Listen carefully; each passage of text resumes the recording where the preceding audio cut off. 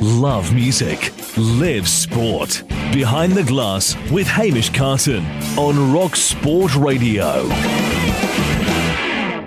Love that tune, love the way it ends, love the chorus, love every little thing about it. It is, of course, Andrew Gold, and it's called Lonely Boy. Probably, I would guess, from an era when I wasn't even born, such as the youthfulness around me. But I can relate a lot to the song, the main reason probably being that, whisper it, but I am a little bit of a lonely boy when I'm doing this show in here on a Monday night. Everyone leaves, you know, the Talking Football guys come in, they do their show, they leave. Everyone else is going home, they've done their Monday work, and I'm still got a show to do. But I don't complain about it. You know why I don't complain about it? Because I'm not really that lonely. I've got a raft of things to talk about each and every week here on Behind the Glass. And this week is no difference. We've got great stuff to chat about from the three Scottish sides in Elite League action. You know them by now, but if you don't know them, they are Glasgow Clan, Dundee Stars and Fife Flyers. We'll be running over all of the action that happened with those three teams in the weekend. There was good, there was bad, there was brilliant, there was unfortunate, and there was a little bit of bizarreness as well. But we'll come on to that a little bit later on as well. Also on tonight's Behind the Glass, and thanks very much, by the way, for joining me and taking time out of your day, whether you're listening live, on demand or whatever. We'll also chat about the Scottish National League, because that was wrapped up, the biggest weekend of the year so far domestically. The winners were crowned. We'll reveal who they were. We'll get some reaction from the winners as well. That will probably be at the end of the show. I'm going to flip the show around today. I just felt like doing that so we can end on the high of the champions. I'm not even going to tell you who they are. Chances are you probably know anyway. But if not, stay tuned for all of that later on. Yes, it promises to be another wonderful episode. Just remind you once again, if you are listening to this live on DAB Digital Radio across central Scotland or on the website at rocksportradio.co.uk, then great to have your company. You're doing this live, well done. The right way, the way radio should be. But if you're one of these futuristic people who like to choose when they can listen to me, then I suppose you're okay too as well. You're doing that via the podcast, I assume. That's the only legal way to do it anyway, I can think. We are doing our podcast on most of the usual podcast apps. I'm talking Apple Podcasts, Podomatic, Podbean, where else? Spotify as well. That's quite a good one. You get playlists and all that kind of stuff on there, and you can add me to your playlist and listen to me all the time. So I appreciate however you're listening, whether it be Monday evening live, as I say, or Tuesday, Wednesday, or even Thursday morning. Well done, and really appreciate your company with me at this present moment. You can always get in touch with me. I'm on Twitter. I'm at Hamish Carton. If you want to give me any thoughts on the show, how I can make it better, I'm always willing to listen. I'm not that one-dimensional that I only, focus on myself. I can take criticism, feedback, all that kind of stuff, ideas for future guests, stuff like that into account. Feel free to give me a tweet there, or if you'd rather just follow the radio station, and I would probably suggest they put up much better stuff than I do in social media, so do that as well. At RockSportDAB for Twitter. On Facebook we're RockSport Radio, and on YouTube we're Rock Sport Radio Official, where we live stream a lot of the shows. I've still not been allowed to live stream. I'm kind of getting a bit fed up of it now, because there must be some reason that they don't want my face on YouTube, but hey ho, what can I say about that? On that note, I will delve into the start of the ice hockey action from the weekend. As I say, I'm going to flip the show around today, so we're going to start by looking at some of the games that have happened since we last sat here and did a show. It's been 13 games in total played in the Elite Ice Hockey League. 6 of them concern Scottish sides. There's one even in there that concern 2 Scottish sides. So we'll come to that in a little minute. I'm going to start off with Glasgow Clan, because when we last did a show last Monday, they'd just come off a kind of pretty good weekend, Glasgow Clan. They were in great form, and they continued it, in all honesty, when they played on, I need to get my days right, I think they played on, was it Tuesday or Wednesday night? Clan fans out there will know anyway. They were down south, so well done to any Clan fans who did manage to get along to Sheffield, where they were taking on the Steelers, and it was a great display. They were 6-0 up inside, 39 minutes, so just inside the end of the second period. Fantastic effort at the Fly DSA Arena in Sheffield.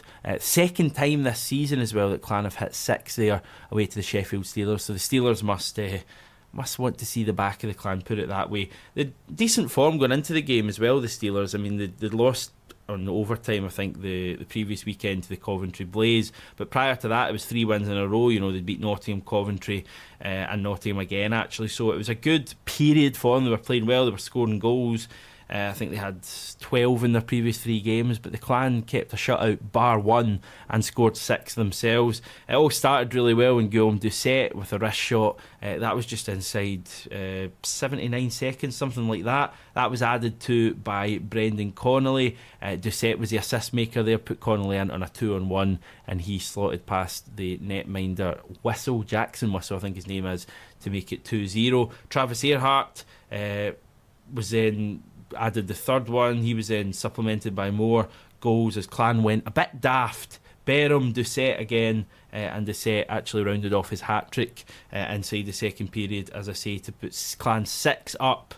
The third period was won by the Sheffield Steelers. Phillips scored there. Jonathan Phillips got a consolation with about 15 minutes to go, but it was never really in doubt after that blitzing performance in the second period from Glasgow Clan, as they chalked up yet another wonderful victory. That made it their second win in a row, obviously, after they'd come off the kind of tough wee period where they played the Belfast Giants both in the Challenge Cup and in the league, I think 2 nights later. Remember, they'd beaten the Belfast Giants when they took them back to the Braehead Arena on the Sunday night, so they kept up a good bit of form. Unfortunately, that's kind of where the good bit of form ended for Glasgow Clan over the last wee period anyway. They were in action twice there at the weekend, the first time of which was on Saturday night when they were away to the Nottingham Panthers.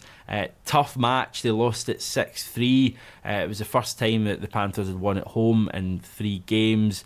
Very interesting game, actually. Not a bad game for the neutral, but I suppose that wouldn't be much consolation for any Clan fans there. The Panthers took the lead in the first period. Alec Guptill put them ahead just before the end of the first period, actually, and then just at the start of the second period, Brett Perlini put them into a 2-goal lead, as I say, at the start of the second period. However, Clan are made of sturdy stuff, or they were at this stage anyway. They fought back, and they scored. Gerard Hansen, who we of course had on last week on the show, scored, and then Brendan Connolly just a couple of minutes later added the equaliser to make it 2-2 at the end of the second period. It was then 3-2 to Clan as Tyson Wilson capped off a remarkable comeback 5 minutes into the third period. That was a conversion on a delayed penalty. However, it all got a bit ugly at that stage for Clan. Goals from Stevie Lee, Alex Guptill again, Luke Pither scored, and Pither actually added a late one on the last minute into the empty net, adding the insurance. Just 52 seconds to go as Nottingham Panthers rounded up a very good victory for them. They'd been struggling a little bit going into that, as we say, they'd lost their last 3, including in the Challenge Cup. Like Glasgow Clan, they'd been eliminated in the Challenge Cup semi-final stage to the Guildford Flames. They'd also lost to the Sheffield Steelers and Coventry Blaze on home ice as well. So it must have been a tough one for them going into that. The fans would have been quick to get in their back, especially when they went behind after being 2-0 up. So great courage showed from them. Not great for Glasgow Clan though. However, they did have a chance to right the wrongs of the previous night when they were down south again, and they were up against the Guildford Flames. Guildford Flames, one of the form teams at the moment, 5 in a row wins going into this match against Glasgow Clan. They will be in the final of the Challenge Cup against the Belfast Giants, as Clan know only too well, and they kept their unbeaten run going very nicely, the Flames, with a 2-goal win over Clan last night. It was a really good start from them. They took the lead early on. It was Jamie Crooks that netted that one. They then added to that Cal Akered scored for them just at the start of the second period before Ben Davies put them 3 up just inside the half-hour mark. Clan once again fought back, and it was Scott Tansky, another friend of the show, that netted a double. The first one 3 minutes into the third period, and 8 minutes later for that as well.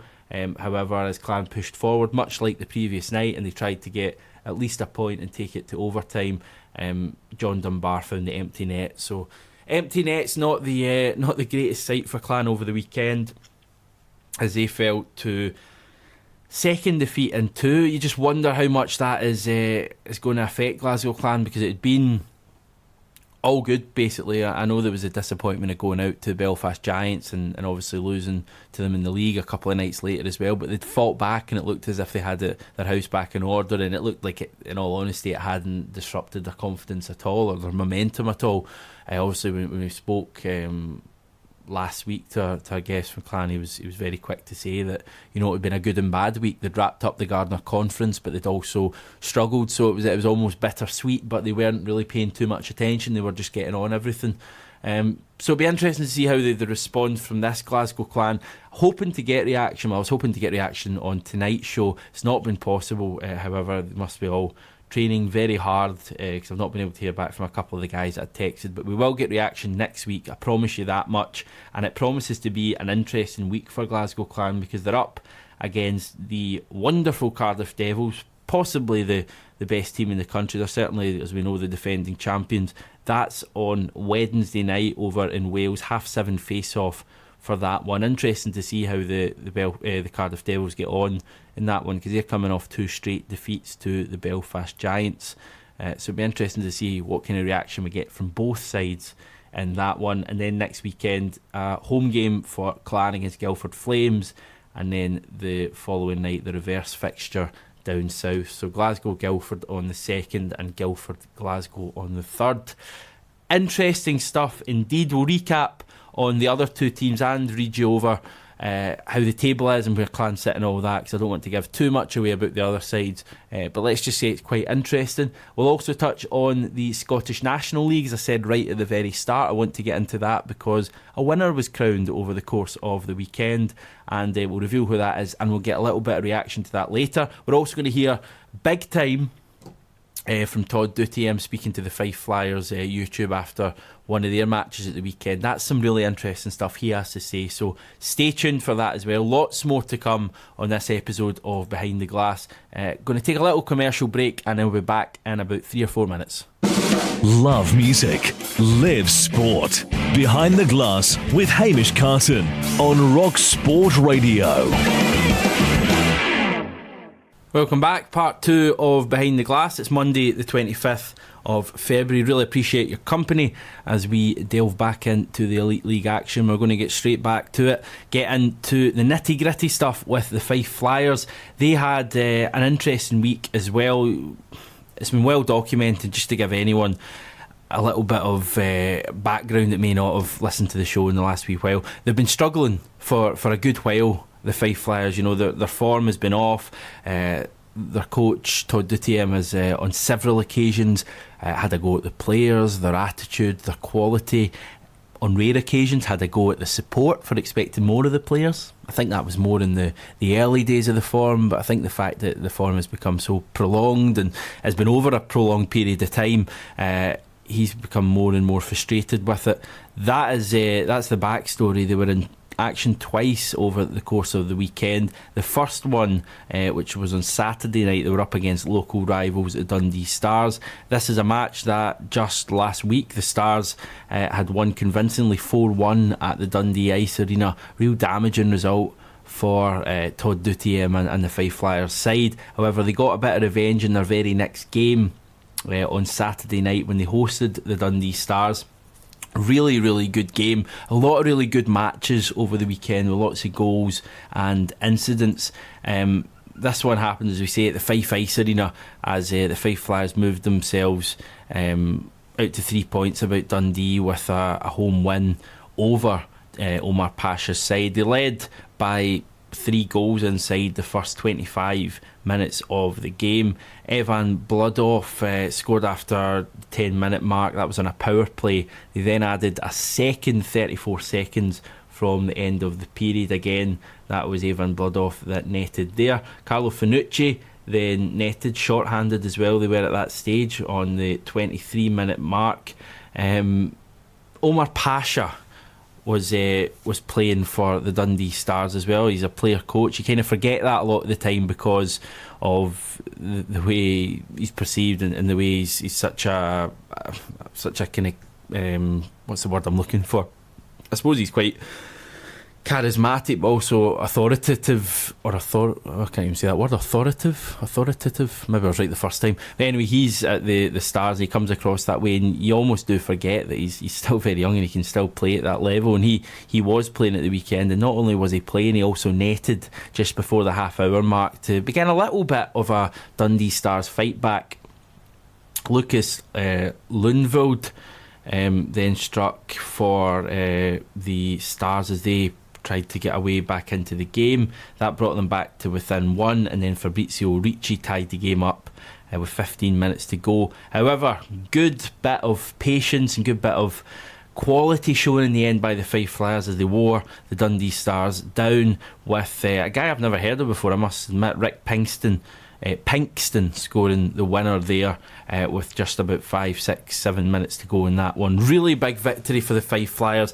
Their first win in, 3 games. They're turning it into a little bit of a fortress, the Fife Ice Arena. They've won now 3 of their last 4 there, and I think that's a really important thing for them to do, because there was a stage when you look back to the turn of the year and they were being beaten by basically everyone there. They lost to the Dundee Stars and Cardiff Devils, and Sheffield Steelers put 6 past them at the end of 2018. So thankfully for the Fife Flyers and for their sake, they have turned it round a little bit. Speaking after the game, and this is quite an extended interview, so I'm going to let you hear pretty much all of this, and it's on the Fife Flyers YouTube page, so if you want to catch this interview in full and see Todd Dutien when he's talking, you can go onto the Fife Flyers. I think you just go onto YouTube and search for Fife Flyers. It's also on their website, fifeflyers.co.uk, and you can hear his thoughts after this match. This is pretty much what he had to say. I was very pleased with our first period, and we were by no means perfect. I think that Shane had to bail us out 3 times, if I remember correctly, and one of them got called off, rightfully so. The net was off. I think he had to start up a shorthanded breakaway, and there was a breakdown in our D zone. But those are just small little bits that have been costing us dear, because for the rest of the period we had full control of that game. I don't think anybody's going to argue that. They had a decent pushback in the second period for 3 or 4 shifts. Once again, we controlled big swaths of time down low. There was pucks laying around. We certainly could have buried a few more of our chances. Am I disappointed by the way we started the third period? Absolutely. I mean, I think ultimately we could have handed that game away, where we controlled the big portions of the hockey game. It was, that's on the players, that they fought back and stuck with it and came back and won that hockey game. It was a lot closer than it should have been, but I think that would be unfair to Dundee if I didn't give them credit. They've been involved in near enough every single game they've played this year. They don't go away. They have the ability to punish you for your mistakes, and they certainly did that tonight. We went deeper into the game tonight before we changed the way we play. And you have to remember, this is something that we've struggled with as a team. It's something that certainly with the coaching staff we've been struggled with at times throughout the season, is we play the right way. We're in firm control of a hockey game, and then you see a couple individuals shut off. And it's important for me to reiterate that it's not the entire team shutting off, but when a couple guys shut off and start doing the wrong things and it gets punished, heads drop. And unfortunately, that's going to be a big part of what the season's remembered for. I think that personally we've handed away a number of the games that we've lost, and that's a tough things to say for a coach, because I know that we're capable. People see that we're capable of playing the right way. For some reason, some guys decide to switch off, and it's costly. But it's crunch time now. And as the players were told in between the second and third, you're either in or out. You have to play the right way from here on out, or you're going to possibly look at not making the playoffs, and that would be a very sad thing to happen for not only the guys in the club, but for this organisation. It is interesting. I mean, we have, like you say, we have spoken on a number of occasions where teams been up, then they're kind of shut off, and you've been looking at a loss. Whereas tonight, not everybody shut off. The heads didn't go down, and we saw the difference, and we saw a team that does want to make it to the playoffs this season. Yeah, I agree with you, and I think that everybody is well aware of the positions we've been in our league, and we've been right at the top, and we've kind of consistently just kind of dropped off. It would be easy for me, I watch a lot of the interviews in the league, it would be very easy for me to come in and say, oh yeah, we're missing key players. We are, but that's not the reason why we're losing hockey games. And the reasons why we have lost a lot of our hockey games is the reasons I laid out in my little rant there a few seconds ago. It's important to recognize that playing the wrong way in this league can be very costly. And hockey is a psychological game for a lot of players. You can go out there, work your ass off all night, and somebody decides that they're going to try and skate through an entire team or do something silly in the neutral zone or the offensive zone, turn over the puck, and next thing you know, on a play that shouldn't even have happened, it ends up in the back of your net. And there was 2 instances tonight that happened. You know, one time we don't get a puck deep, half-ass dump across ice, gets picked off in the high slot, they come back, that guy beats the guy who didn't dump the puck deep, and that guy puts it in the back of the net.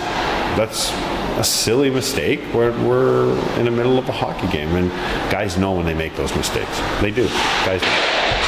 Can't underestimate the performance of both netminders as well, who kept both teams in the game.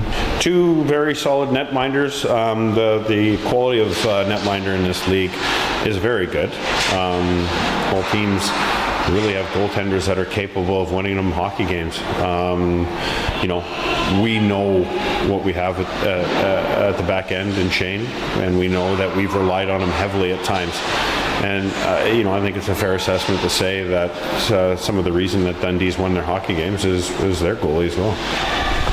Evan Bludoff with a couple of goals tonight and a man of the match. Carlo Funici with a short-handed goal. Rick Pinkston tonight with a goal as well. And in Pinkston you've got a guy who's gone from being, I guess, vilified by the crowd to becoming a bit of a crowd favourite now. Yeah, I feel sorry. It seems every year, and it goes back to my playing days, that somebody gets instantly picked out early on. He's not liked by the crowd, and every time he makes a mistake on the ice, it's blown out of proportion. Rick Pinkston is a pro. He demands the best out of guys, and he's a good hockey player. You know, our woes certainly do not rest on the shoulders of Rick Pinkston, and the guy comes out and competes hard. And you got to remember, as it stands right now, he's really leading the charge in front of a depleted D-corps. Young Craig Moore has been thrust right up the lineup and is eating up huge minutes. And you got to remember, he's learning his trade and he's learning to play in new situations. He finds himself on the kill. He finds himself on the power play. It's great for his development. But it's like we've had in the past with our Brits. You're thrust into these roles and you sink or swim. Some of our guys over the years have definitely swum, and we know that, and some guys have sunk and went away. We're counting on Craig to be a big part of this organization moving forward, and this is good for his development. Coventry tomorrow night, and a chance to make amends for last weekend? Yeah, well, I really think that we viewed all week, this entire weekend, as being a chance to make amends for both hockey games. In Coventry, we got up against an early lead, and we allowed them to fight back into the hockey game, and ultimately, the deeper it went into the game, we fell away. I think that we got to go down to Coventry, a tough building to go into, and be prepared to compete like we did for good portions of the game tonight. And just, you know, I think after the 8-minute mark, we completely capitulated to Dundee and allowed them to walk all over us, and we definitely allowed our heads to drop. Whereas tonight, with the exception of I would say about 8 minutes, you know, we played a pretty solid hockey game. You've got Belfast midweek in the TV game. You've got Milton Keynes, who are refusing to sit down and let teams walk all over them on Friday. It's a busy week. Yeah, well, it was interesting. I had the opportunity to spend some time with the Belfast boys when I played in Stephen Murphy's testimonial at the start of the week. I have to say, it's a hard-working group of guys. They're up at the top of the league for a reason, and now that they've had probably the better of the weekend between the two top teams, they're going to come into this building and they're going to certainly have one eye on the prize. So we have to be prepared for that hockey game. There's just no doubt about it, because they're playing at the top of their game right now. And anybody who thinks that this is even comparable to the league that it was even a couple years ago, Milton Keynes are currently in last place, but you're absolutely right. They're still winning hockey games. They're still competing in all the games, and they're more than capable of beating most, if not all, teams in this league. Arson Crowder and Wands, how are their injuries progressing? How soon do you think we'll see them back? Injury problems have certainly plagued us over the years, and I think it comes down to the amount of games that we play now. We've carried an extra guy for the majority of the season, and we rarely put out a full lineup out there. Scott Arson's making good progress. He started skating the team. Next week he's going to start taking some light contact, and that's a good progression to make. Paul Crowder is slowly responding. He's certainly gotten better on his testing, and we're quite optimistic of having Paul back into the lineup as soon as he feels right and ready to go. That'll be a big addition to our middle three, and really free up some of the minutes that Kaz and Joey Bass and even Chase are eating up. Evan Stofflet hasn't been faring so well. He since whatever you want to call it, the incident. The most important part is your player safety. You're worried about a player when he's clearly not right, and he just needs our continued support from the team, and make sure that we get him in a position that if he's capable of coming back this season, then he will. And Chris Wands had an injection last week that is supposed to be a positive step in towards him coming back. I discussed with him tonight, and he's currently hopeful that he may be able to start putting his equipment on next week and skate. So if all goes well, we may see him out there shortly as well. Very interesting stuff. He never really skirts around the issue, Todd Dutton, does he? And great to hear him at length there talking about a number of issues after that victory. And you've got to remember, it was a very impressive victory for the Fife Flyers, especially after they'd been leading by 3, pegged back to all square to come up with the quality, with Pinkston scoring late on there for that victory. They were also in action last night. They were away to Coventry Blaze. Tough match. We've touched on the Coventry Blaze already on this show. It's a tough place to go. They'd been in all right form going into this weekend anyway, and Fife Flyers got another really important victory for them. They led early on in that match. It came through Brett Bulmer, who netted just after 78 seconds there. Carlo Finucci then doubled that one for them just at the end of the first period. Tom Fludgvist, you've got to be careful when you say that name, he netted to get one back for the Coventry Blaze, and then Dylan Lawrence tied the game up at just before the half-hour mark.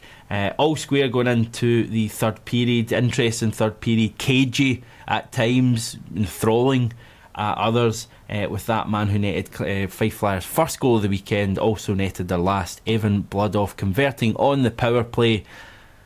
Great stuff. Ben Lake was off at that stage for Coventry Blaze. So, very important win for the Fife Flyers. A second important win of the weekend. Can they get their season back up to where it was a couple of months ago? Time will tell. Big fixtures coming up for them like everyone else. They've got a match on Wednesday night as well. They host the Belfast Giants. I think that's a big test to see how the weekend has set them up. We've seen it before. It can take just a little bit of inspiration effectively we saw with Glasgow Clan and the Dundee Stars. One result, two results can just turn an entire season, so hopefully the same can be said for the Fife Flyers, because we always love seeing all the Scottish teams doing well. So Belfast Giants up for them on Wednesday night. Then at the weekend they have got Milton Keynes, that's on Friday night at the Fife Ice Arena, and then that'll be Sunday night for Nottingham Panthers away down south. So 3 games until we next talk. Interesting to see if the Flyers could maybe get 2 or even 3 wins for those 3 matches. Right, we'll take a little break for a song. Reminder, we've still got the Dundee Stars to talk about and the SNL winners. Still not disclosed them yet. You've probably Googled it by now. Who cares? We're going to take a song. We'll be back in a second. Love music, live sport. Behind the Glass with Hamish Carton on Rock Sport Radio.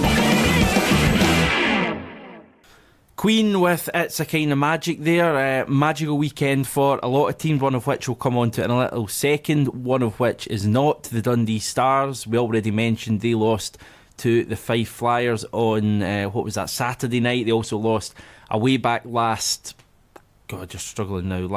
Wednesday or Thursday, I think, when they went down to the Manchester Storm. Disappointing couple of games for them, both 1-goal defeats. Can they bounce back from that? Hopefully in the future, yes, is the answer there. Right, moving on, SNL stuff, promised it all episode. We had a great weekend for the Murrayfield Racers. We talked about it last week. They were in with a good chance of becoming the champions of the SNL, and it was confirmed on Saturday night with their 11-6 victory against North Ayrshire Wild, coupled with another game that was going on. Great achievement in their debut season. We're joined by an old friend of the show, Willie Dunn. We've spoken to him before. He joins us now. Director he is at the Murrayfield Racers. Willie, good weekend, I suppose.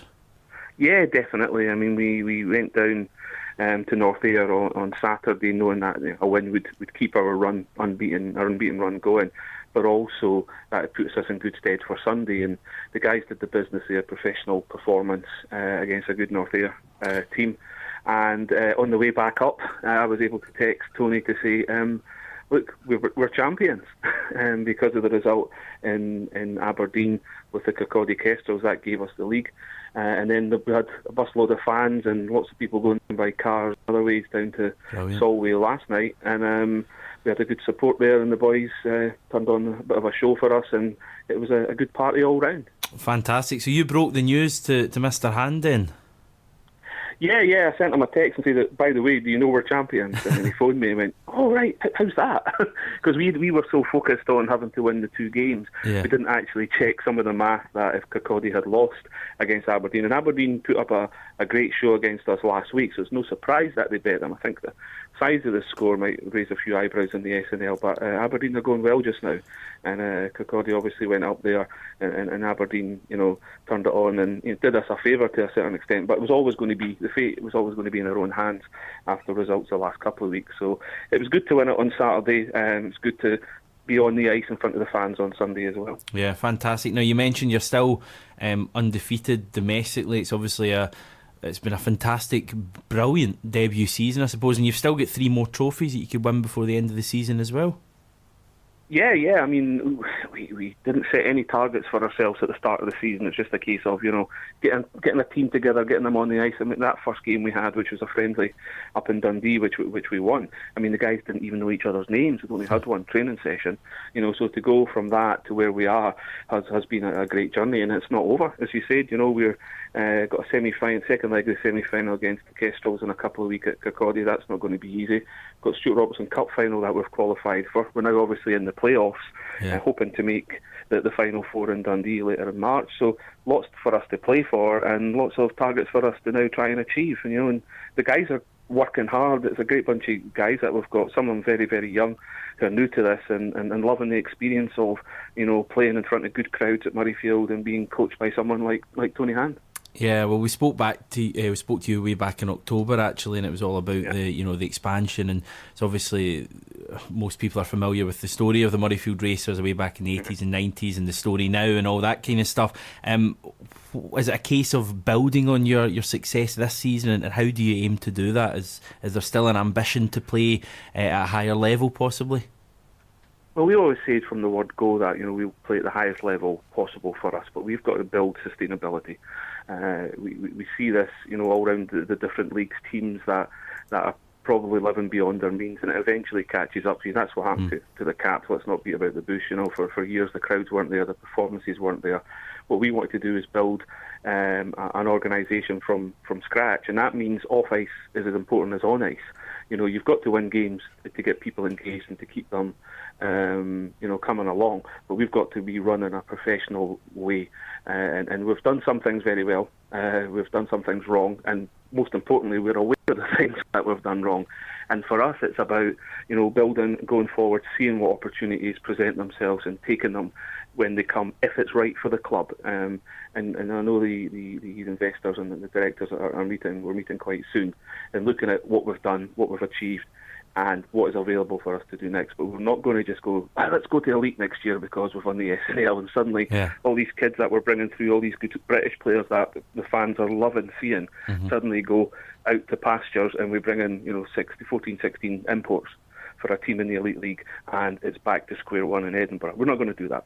We're going to look at what's best for us as an organisation and what's best for us in terms of development of some of the young players we've got, and to give the fans a product that they enjoy and they'll turn up to. And that's what's happening, particularly since Christmas time. Our crowds have been going up week on week on week on. Now we're getting really good crowds at home and away. And I spoke to the women from Solway at the end last night, and that's the biggest crowd they've had of the season. At the game at Solway, because it's about 60 fans made the trip down to Dumfries, to see the team. So it's built in, and we're getting there. And, we've been really impressed with other teams in the SNL. There's 4 or 5 teams in there that have pushed us very close. And some people talk about, of course, the Racers have won it. Look, the players, look what they've done. But that's nothing. Our guys had to work hard, week in, week out, and the teams there, Dundee, Paisley, Kirkcaldy, Aberdeen, have all pushed us very, very hard in games. And we've never bet Kirkcaldy in the league, for instance. We've only beaten them in the cup. Paisley, we've beaten twice by 1 goal. So it's a very competitive league this year, and I think everybody is happy to have us in and to have the standard raised. But none of them will be happy about us winning, because they all want their teams to win, of course. Yeah, well, it's that old thing, isn't it? It's the collective in the league, and I've certainly been quite, not surprised, but I've been quite enthused by the quality of the leagues. And you're right, there's been a lot of matches that there's only been 1 goal in them, or there's been draws and that kind of stuff. So it's been a tough year, but a positive year as well, and successful at this stage. Obviously still a way to go as well. I won't keep you for too much longer, because I know you're a busy guy, and the reason for that is because you had some good news off the ice at the weekend, didn't you? Yeah, my wife gave birth to our son Ozan on Friday afternoon, and luckily she got out on Saturday, and I was given permission because her family was here to go down on Sunday to enjoy the win, because she's been involved this season in the merchandise stall, selling stuff up till last week. It sounds like we're slave labour, and so she's been involved in selling the merchandise, so she's been invested in it, as has all people who are involved in Racers families. So it was good to go down and watch it, and it was good to come back home and have another sleepless night. Well, congratulations from me and everyone else at Rock Sport Radio. Is that a future ice hockey player then, do you think? You never know. He'll make his own choices. My oldest son plays football in the States just now, so he's a football player as opposed to ice hockey, but you never know. Fantastic. Well, Willie, all the best again. Appreciate your time, and all the best for the Racers for the rest of the season. I'm sure we'll check in before the final shot has been hit. Always good to talk to you. Willie Dunn there from the Murrayfield Racers. Wasn't that a nice way to end the show? Big thanks to Willie for joining us there. Yeah, lovely way to finish that, and well done to the Murrayfield Racers, the SNL champions for this season. In terms of the league anyway, they're still, obviously, as Willie was mentioned, fighting on 3 more fronts, so there could be more glory there, or who knows, other teams could win there as well. That's us all done for another episode of Behind the Glass. Love music, live sport. Behind the Glass with Hamish Carton on Rock Sport Radio.